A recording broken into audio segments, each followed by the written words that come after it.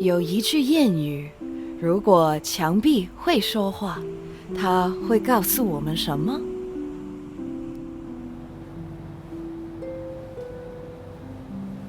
每一栋楼有它的历史，它的故事，诉说的是住在这里的居民和在这里工作及创业的人。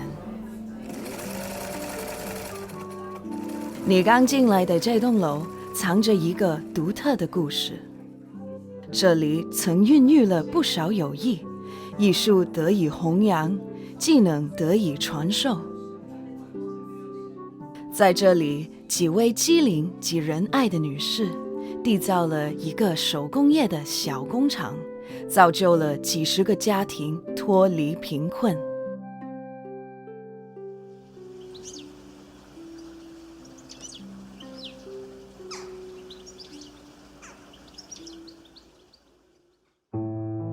我係 Teresa Wong。呢棟樓咧對我嚟講咧有好特別嘅意義俾我嘅。我喺細個大約5、6歲咧，我就已經喺呢度咧。媽媽咧就喺度返工，因為佢喺台山咧就落嚟香港嘅。佢就話俾我聽咧，佢喺遇到啲修女，咁佢嗰陣時咧係一個孤兒嚟嘅，所以佢係冇人冇物。咁修女咧收留咗佢。就叫咗佢嚟呢個花房度做嘢嘅。媽媽咧15歲就話喺呢度開始做嘢啦。咁佢咧亦都做好多唔同嘅種類嘢啦，包括就係燙衫啊、剪線啊。佢哋啲女士咧，其實個個咧都唔係咁識字嘅嗰陣時，好多咧亦都係孤兒。嗰陣時咧，大約1950年代、60年代咁樣樣啦。其實個個咧喺我哋個 circle，個個都係窮嘅，我哋唔識有錢人嘅。其實呢個係一個 safe haven 俾佢哋，咁佢哋學到佢哋自己嗰啲嘢啊，學到點樣計數啊，點樣pack 嘢啊，點樣開單啊，咁呢係一個好好嘅經驗俾佢哋。出到去，佢哋一樣可以用呢啲 skill 嚟做翻佢嘅新工作嗰啲嘢。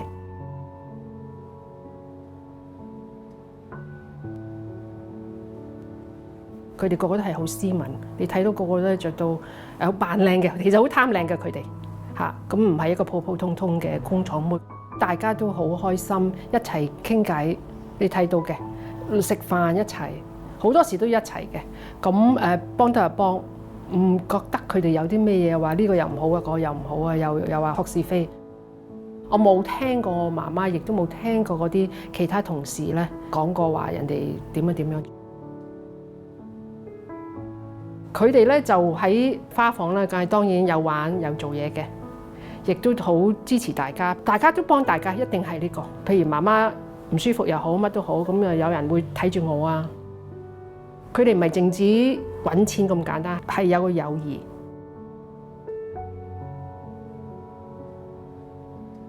Sister Teresa worked with young girls, and she knew how to develop them in every possible way, psychologically, physically, intellectually.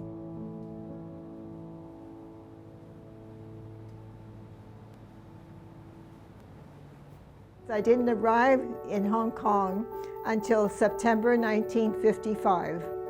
And that's when I first met Sister Teresa Yearn, who is a beautiful model of a missioner for anyone who just coming.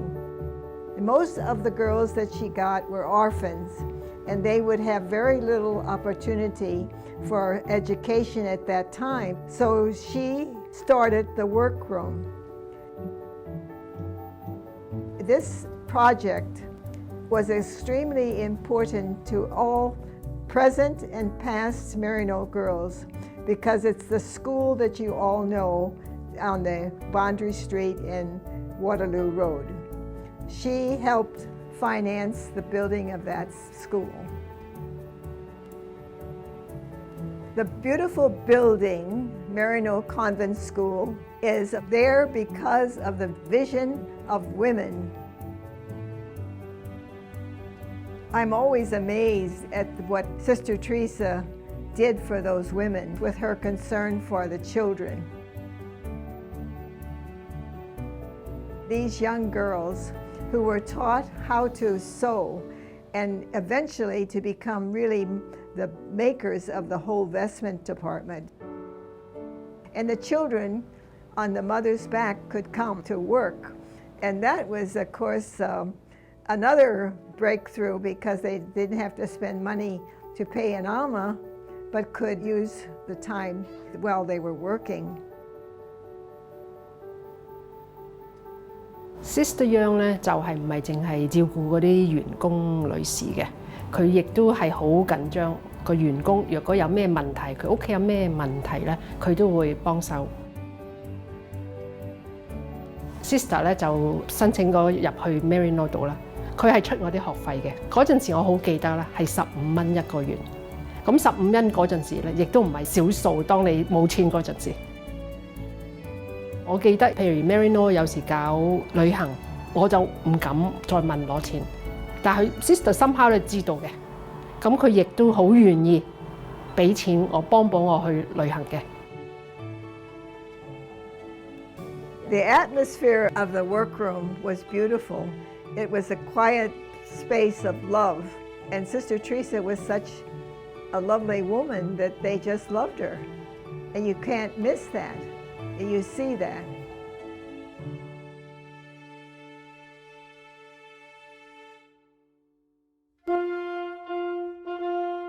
So many of them, when they got married, came back to show their husbands off. 我爸爸唔係天主教嘅，楊修女咧都要叫佢去聖堂。我媽媽係天主教，楊修女睇住我媽媽嫁，就要佢翻嚟。我媽媽喺聖 Teresa's 行禮嘅。不過佢一定要佢車佢翻嚟咧，就去上翻去佢嗰陣時個 conference 就要影幅相，個個都係嘅。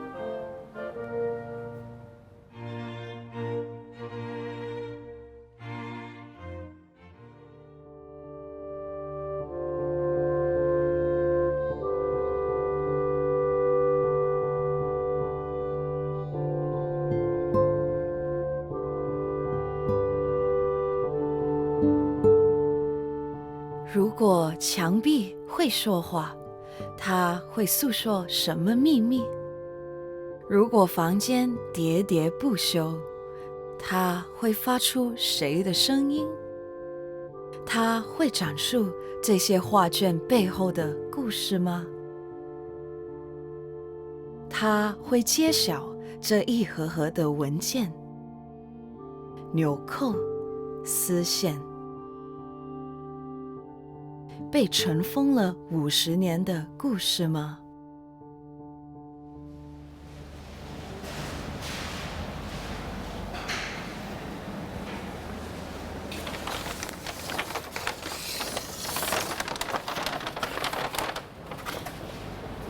呢一批咧就係未做修復嘅，咁佢發現佢嘅時候，其實佢係成批。完全都唔知佢有啲圖樣喺度，只係見到好多紙筒，好污糟。咁後尾開始開嘅時候，先發現每一卷都好有唔同嘅花樣喺度嘅。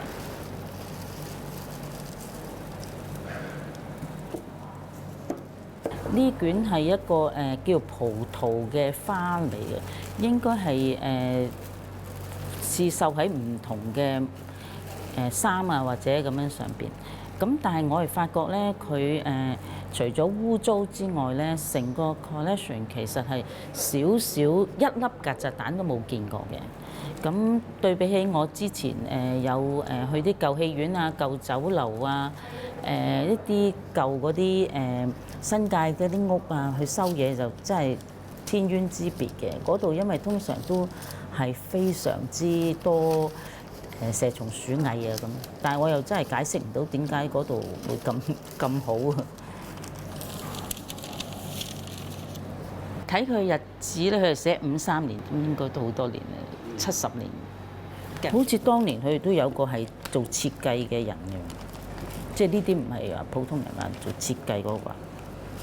同埋呢個花係好仔細、好靚。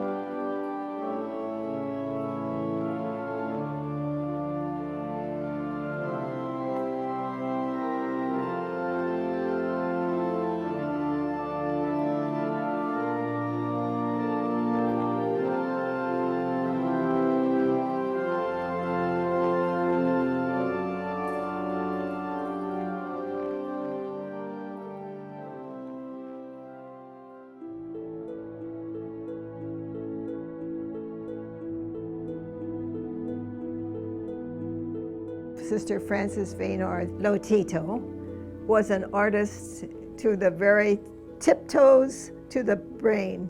She was a careful, meticulous designer, and she did almost all, as far as I know, the designs while this workroom was there. She was very demanding, and you had to have the colors just right. These vestments, as we called them, were the chasuble, which is the outer garment worn by priests for the Mass. You couldn't just put any red there or blue. We have green for the ordinary time. Then we have purple for Lent. And then we have blue for Advent. It had to have meaning. Each of her vestments did have a period of meditation, because an artist can't just come in with a pencil and draw. An artist really needs to sit aside and observe and think and pray, and in the end she would produce a design. These vestments were popular because they were silk, and that's lightweight. Air conditioning was not in every church, not even in every rectory. And then the priests, when they found out, they were very happy. The sisters would try to sell Father a vestment, and this money was put toward the payment of Maryknoll Convent School.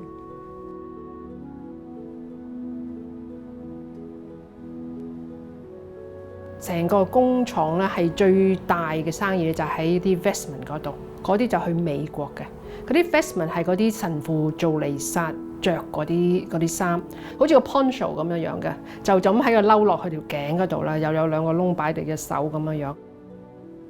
咁佢哋就一咧就攞咗啲布出嚟咧，就有個布門咧就裁剪嘅啦，有啲紙樣啊咁啊剪，咁咧就 then 咧就拎落去車翻去嗰個，好啦，繡嗰度咧就最大工程嘅，繡嗰啲 Holy Spirit 啊、十字啊，嗰陣時幾 enjoy 嘅，因為兩個女仔咧就喺度一路整咧就可以傾偈啊嘛，但係唔可以大聲，因為 Sister Teresa 會聽到嘅。咁佢哋就好開心，呢成個 canvas 咁樣有4個咁啊，好開心嘅。